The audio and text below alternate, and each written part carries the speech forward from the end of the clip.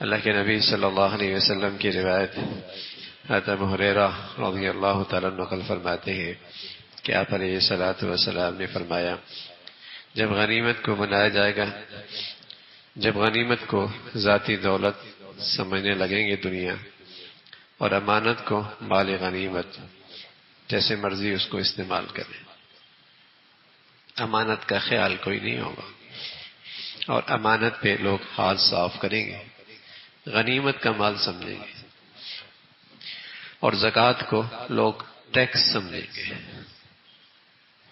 تاوان، بوجھ سمجھیں گے، اور علم حاصل کیا جانے لگے گا دین کے دیگر مقاصد کی، دنیا کے مقاصد کی خاطر۔ دین کا علم تو حاصل کیا جاتا ہے اللہ کو رضا کے لیے اور اللہ کے دین کی حفاظت کے لیے، لیکن اس کے اغراض دنیاوی ہو جائیں گے، اور لوگ دوستوں کو قریب کریں گے، باپ کو دور کریں گے، دوستوں کو اپنا خیر خواہ سمجھیں گے اور باپ کو اپنا دشمن سمجھیں گے، اور آوازیں مسجدوں میں بلند ہونے لگیں گی، شور ہوگا، آوازیں ہوں گی، مسجدوں کا احترام ختم ہو جائے گا، مسجدوں کا ادب نہیں رہے گا، قبیلے کے سرداری کرنے والے لوگ فاسق فاجر ہوں گے، قوم کا لیڈر ایسا شخص ہوگا جو ان میں سب سے زیادہ کمینہ ہوگا، اور جب کسی آدمی کا اکرام کیا جائے اس کے شر کے ڈر سے، کسی کی عزت کی جائے گی، دل میں عزت نہیں ہوگی، اس کے شر سے بچنے کے لیے، اس کے ظلم سے بچنے کے لیے، اس کی زیادتی سے بچنے کے لیے لوگ اس کا اکرام کریں گے۔ گانے والیاں اور گانے بجانے والے عام ہو جائیں گے، کوئی محفل، کوئی تقریب، کوئی شادی خالی نہیں ہوگا۔ اب تو پاکستان پہ اکتفا نہیں ہوگا، ہندوستان سے بھی بلائی جائیں گے، جو جتنا بڑا اسٹیٹس ہوگا گناہوں کا وہ اتنا بڑی گندگی کرے گا۔ فرمایا ایک وقت آئے گا کہ گانے والیاں عام ہو جائیں گی اور شرابیں پی جائیں گی، شرابیں کثرت سے پی جائیں گی، اور امت کے بعد کے آنے والے لوگ پہلے لوگوں کو برا بھلا کہیں گے۔ نبیوں کی حرمت، عزت، صحابہ کی عزت، احترام، اللہ کے بزرگ، اللہ کے نیک بندے بزرگان دین کی عظمت، عقیدت دلوں سے نکل جائے گی، اور لوگ ان پہ طنز کریں گے اور تنقید کریں گے اور برا بھلا کہیں گے۔ فرمایا جب یہ سب چیزیں ہوں گی تو پھر انتظار کرو صرف آندھیوں کا اور زلزلوں کا اور زمین میں دھنس جانے کا اور صورتیں مسخ ہو جانے کا اور پتھر برسنے کا، اور نشانیاں جو پہ در پہ آئیں گی، جس طرح ایک ہار ٹوٹ گیا ہو اور اس کا دھاگا ٹوٹ جائے تو پہ در پہ اس کے موتی گرتے ہیں، ایسی پہ در پہ آفات کا سلسلہ ہو۔ اللہ کے نبی صلی اللہ علیہ وسلم نے اس حدیث میں مستقبل میں امت میں آنے والے احوال کا ایک آئینہ پیش کیا، ایک آئینہ پیش کیا کہ اس امت میں ساری خرابیاں ہوں گی، کہ فقر و فاقہ اور مسکین کا جو حصہ ہوگا ارباب اختیار لوگ اس میں ذاتی دولت کی طرح اس میں تصرف کریں گے، لوگ حکومت کو، لوگ زکوٰۃ کو ٹیکس سمجھیں گے، خوش دلی سے ادا نہیں کریں گے بلکہ تاوان سمجھیں گے، اور علم دین جو دین کے لیے اور اپنی آخرت سنوارنے کے لیے حاصل کیا جاتا تھا، وہ دینی اغراض کے بجائے دنیاوی منافع اور مقاصد کے لیے حاصل کیا جائے گا، اور لوگ اپنے بیویوں کی تابعداری کریں گے، اور ماؤں کے ساتھ رویہ ان کا نافرمانی کا اور ایذا رسانی کا ہوگا، اور چھٹی یہ بتائی کہ دوستوں کو گلے لگایا جائے گا اور باپ کو دھکے دیے جائیں گے اور اس کے ساتھ بدسلوکی کی جائے گی۔ مسجد جو خانہ خدا ہے اور جس کا اپنے آداب ہیں، بلا ضرورت جس میں آواز سے بولنا منع ہے، اس کا احترام ادب جاتا رہے گا اور اس میں آوازیں بلند ہوں گی، شور اور ہنگامہ ہوگا، اور نامی بات کہ قبیلوں کی سیادت اور قیادت فاسقوں اور فاجروں کے ہاتھ میں آ جائے گی، اور قوم کے ذمہ دار وہ ہوں گے جو ان میں سب سے زیادہ غلط اور کمینے لوگ ہوں گے۔ اور بات بتائی کہ شریر آدمیوں کی شرارت اور شیطانیت کے خوف سے ان کا اکرام اور ان کا اعزاز کیا جائے گا، اور فرمایا پیشہ ور گانے والیوں کو اور مزامیر اور آلات موسیقی ان کی کثرت ہوگی، شرابیں خوب پی جائیں گی، اور یہ کہ امت میں آنے والے لوگ امت کے پہلے طبقے کو اپنی لعنت اور بدگوئی کا نشانہ بنائیں گے۔ آپ علیہ الصلوۃ والسلام نے یہ ساری خرابیاں بتائی۔ معاشرہ دیکھیں تو اللہ کے نبی کی باتیں دیکھیں تو سبھی نظر آتی ہیں،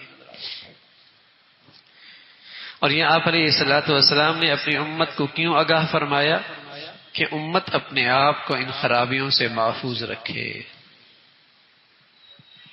یہ ساری خرابیاں موجود ہیں، کہیں تھوڑی کہیں زیادہ، جس سطح کی چیزیں ہیں سب امت میں موجود ہیں، اور اللہ کے نبی صلی اللہ علیہ وسلم نے یہ سچے احوال صدیوں پہلے اپنی امت کے سامنے رکھ دیے کہ اپنا دامن ان کوتاہیوں سے، ان سیائیوں سے محفوظ رکھنا، ورنہ تم اللہ کی مدد اور نصرت سے محروم ہو جاؤ گے۔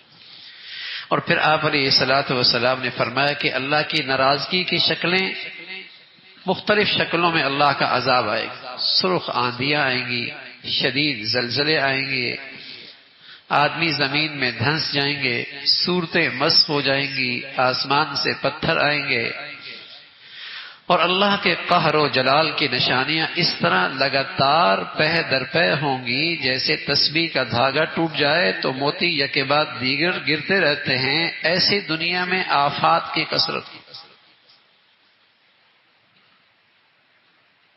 یہ خرابیاں ہیں، اس کے نتائج بھی ہوں گے، جو بویا جائے گا وہ کاٹا بھی جائے گا، جو عمل ہوگا اس کا رد عمل بھی ہوگا، جیسی زندگی ہوگی ویسے یہ احوال بھی ہوں گے، اور ضرور ہوں گے۔ اللہ کے نبی نے بتایا کہ امت کو یہ بات بتائی کہ اپنے آپ کو، اپنی زندگی کا جائزہ لیتے رہو کہ تم ان خرابیوں کے کہیں قریب تو نہیں جا رہے، یا تمہارے دستہ رس میں یہ خرابیاں ہیں، تم روک سکتے ہو، تم منع کر سکتے ہو، اس لیے کہ گناہ نہ کرنا کافی نہیں، گناہ پہ راضی رہنا بھی تو گناہ ہے۔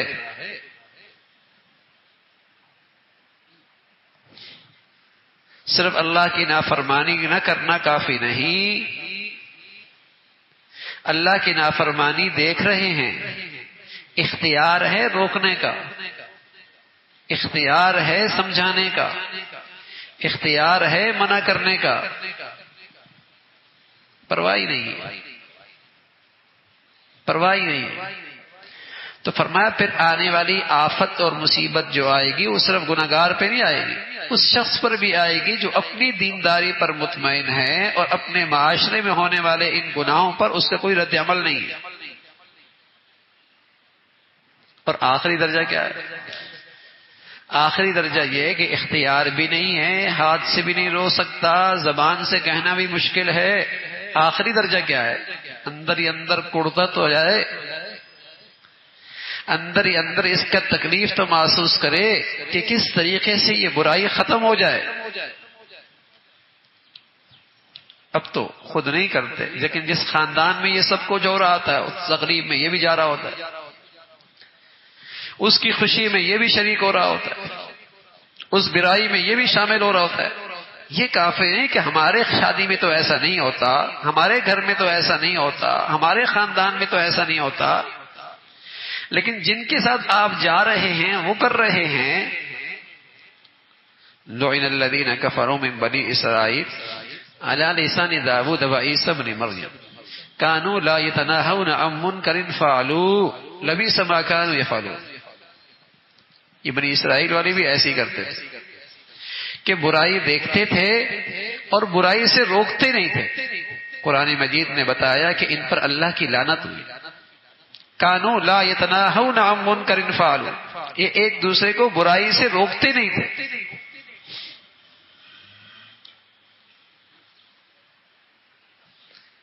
کسی کا کوئی جاتے جاتے نقصان ہو رہا ہو تو خیر خائی دل میں اٹھتی ہے اور اس کو بتاتے بھی تمہارا نقصان ہو رہا ہے. کوشش کرتے ہیں اس کے نقصان میں بچانے میں مدد کر لیں، یا کم سے کم آواز دے دیتے ہیں بھائی آپ کا نقصان ہو رہا ہے. ایسا ہی ہوتا ہے. اور کسی کا یہ نقصان، گناہ کو ہم نقصان سمجھتے نہیں نا. اصل اللہ کی نافرمانی کو ہم نقصان سمجھتے نہیں، چاہے وہ بیٹا ہی کیوں نہ کر رہا ہو، چاہے وہ بیٹی کیوں نہ کر رہا ہو، چاہے اس کی آنکھوں تلے ہی سب کچھ نقصان کیوں نہ ہو رہا ہو. چونکہ سمجھتے نہیں اس لیے پرواہ بھی نہیں ہوتی. اس کی پرواہ نہیں ہوتی. چینی گر رہی ہو کسی کے تھیلے سے، سب آواز دیں گے چینی گر رہی میاں، سب آواز دیں گے میاں چینی گر رہی، خیال کر لو. اور اللہ کی نافرمانی ہو رہی ہے، کسی کو فکر نہیں ہے. تو یہ وہ ساری خرابیاں معاشرے میں ہے. پھر جو آسمانی آفت آتی ہے اور جو مصیبتیں آتی ہیں وہ صرف گناہگاروں پر نہیں آتی، وہ بھی اس میں شامل ہوتے ہیں. جو دیکھ رہے ہوتے ہیں روکتے نہیں، منع نہیں کرتے، احساس ہی نہیں کہ غلط ہو رہا ہے. جب گناہوں کے اندر ہم شریک ہوں گے تو گناہ کرنے والے کے دل کے اندر کیا ہوگا؟ اس کے دل کے اندر بھی گناہ کی برائی نکل جائے گی کہ دیکھو سب ہی آ رہا ہے نا، یہ بزرگ بھی آ رہا ہے، یہ نمازی بھی آ رہا ہے، یہ حاجی بھی آ رہا ہے. اگر یہ تقریب غلط ہوتی اور یہ جو میں نے بلائی ہیں ناچنے والیاں گانے والی اگر غلط ہوتا تو یہ تو نہ آتے نا. اچھا یہ کہتے ہیں نہیں جائیں گے تو کیا ہوگا؟ ناراض ہو جائیں گے. تو آپ انہیں خیال کیوں نہیں آتا کہ یہ میں ساری حرکتیں کروں گا تو میرے رشتے دار بھی تو ناراض ہو جائیں گے؟ اسے یہ احساس کیوں نہیں ہوتا؟ اس لیے کہ آج گناہ طاقتور ہو گیا نا، گناہ نا اسٹیٹس ہو گیا نا، گناہ عزت بن گئی ہے نا. گناہ کے ذریعے لوگ عزت تلاش کرتے ہیں نا، عزت گناہوں میں عزت سمجھتے. تو یہ اللہ کے نبی صلی اللہ علیہ وسلم نے اپنی امت کو خبردار کیا ہے کہ جب قومی مال کو ذاتی جاگیر سمجھیں گے، زکوٰۃ کو تاوان سمجھیں گے، ماں باپ کی نافرمانیاں ہوں گی، ماں باپ کا دل دکھایا جائے گا، مساجد میں آوازیں بلند ہونے لگ جائیں گی، اور برے لوگ قبیلوں کے سردار ہو جائیں گے، شرابیں پی جائیں گی، لوگ غلط لوگوں کے پیچھے چل پڑیں گے، تو پھر بربادی آئے گی، پھر ناگہانیاں آفات آئیں. تو اللہ تعالی ہم سب کی حفاظت فرمائے اور اللہ ہمیں ہمت دے کہ جہاں جہاں ہمارا اختیار چلتا ہے، جہاں جہاں ہماری بات سنی جاتی ہے، جہاں جہاں لوگ ہماری بات مانتے ہیں، ہم ان ماحولوں کو بھی گناہوں کی گندگیوں سے پاک رکھیں. یہ بھی ایک مسلمان کا فریضہ ہے. والمؤمنون والمؤمنات بعضهم اولیاء بعض. ایمان والے مرد اور ایمان والے عورتیں ایک دوسرے کی مددگار ہیں. کس چیز میں مدد کرتے ہیں؟ یأمرون بالمعروف وینہون عن المنکر. نیکیوں کی طرف بلاتے ہیں اور برائیوں سے روکتے ہیں، برائیوں سے روکتے ہیں. یہ ایک دوسرے کے ساتھ تعاون ہے، مددگار ہیں، معاون ہیں، خیرخواہ ہیں ایک دوسرے کے. بھئی آگ جل رہی ہے، تمہارے گھر میں جل رہی ہے، اسے تباہی آئے گی، گناہ کی آگ ہے،